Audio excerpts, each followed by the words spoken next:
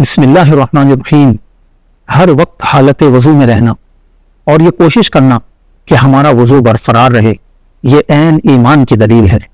ابن ماجہ نے اپنی سنن میں اور امام احمد بن حنبل نے اپنی مسند میں یہ ایمان افروز حدیث ذکر فرمائی کہ اللہ کے نبی صلی اللہ علیہ وسلم نے فرمایا لا یحافظ علی الوضوء الا مؤمن،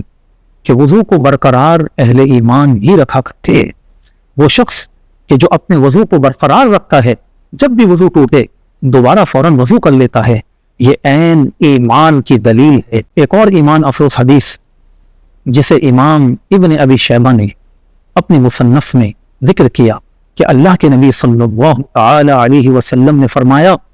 سمعت فی الجنت خشخشۃ امامی، میں نے جنت میں اپنے سے آگے آگے کسی شخص کے چلنے کی آہٹ اور آواز کو سنا، تو آپ علیہ الصلوۃ والسلام ارشاد فرماتے ہیں کہ میں نے یہ کہا کہ یہ کون شخص ہے جو مجھ سے آگے آگے جا رہا ہے؟ تو عرض کی گئی کہ یہ بلال ہیں۔ پھر اس کے بعد اللہ کے نبی علیہ الصلوۃ والسلام نے اپنے غلام حضرت سیدنا بلال حبشی رضی اللہ تعالی عنہ سے یہ فرمایا کہ اے بلال بما سبقتنی الی الجنہ،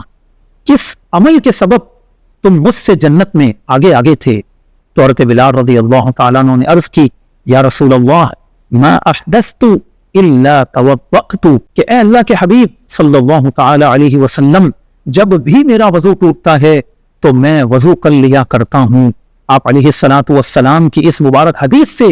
ہمیں یہ بات سیکھنے کو ملتی ہے کہ جو شخص بھی دنیا کی زندگی میں باوضو رہتا ہے، اپنے وضو کو برقرار رکھتا ہے، پاک و صاف رہتا ہے، طہارت کی حالت میں رہتا ہے، تو اس شخص کے اس سادہ سے عمل کے سبب تو رب العالمین اسے جنت عطا فرما دیتا ہے۔ یہ کتنی ایمان افروز حدیث ہے کہ بظاہر بہت ہی معمولی سا سادہ سا عمل ہے کہ ہم وضو کو برقرار رکھیں، اس میں کوئی مشقت بھی نہیں ہے، لیکن اس کی فضیلت دیکھیں کیسی عظیم ہے کہ حضور کریم علیہ الصلوۃ والسلام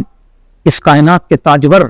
اپنے صحابی رسول بلال حبشی رضی اللہ تعالیٰ عنہ کو یہ خوشخبری سنا رہے ہیں کہ بلال تم جنت میں تھے اور تم آگے آگے جا رہے تھے، اور پھر وہ جب عرض کرتے ہیں کہ یا رسول اللہ میں وضو فوراً کر لیا کرتا ہوں جب بھی میرا وضو ٹوٹتا ہے، تو کس طرح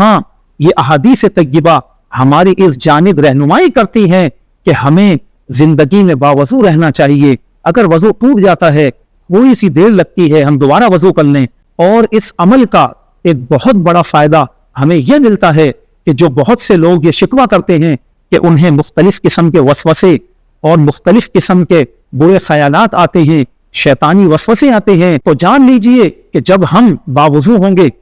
اور اپنے آپ کو پاک و صاف رکھیں گے تو ہمیں ایک قسم کی روحانیت نصیب ہوتی ہے، اور بندہ مومن کے دل میں آنے والے برے خیالات وہ دور ہو جایا کرتے ہیں، وسوسوں کی کاٹ ہو جاتی ہے۔ اور یہی نہیں ناظرین کرام، بلکہ بندہ مومن کو ایک قسم کا اطمینان اور سکون اور چین اپنی زندگی میں نصیب ہو جایا کرتا ہے۔ تو ہمیں یہ کوشش کرنی ہے کہ جب بھی ہمارا وضو ٹوٹے ہم باوضو رہیں، اور اگر ہم اس جانب بھی غور کریں کہ دیکھیں یہ سانس کی مالا کب ٹوٹ جائے گی ہمیں کچھ بھی نہیں پتا، تو اگر ہم باوضو ہوں گے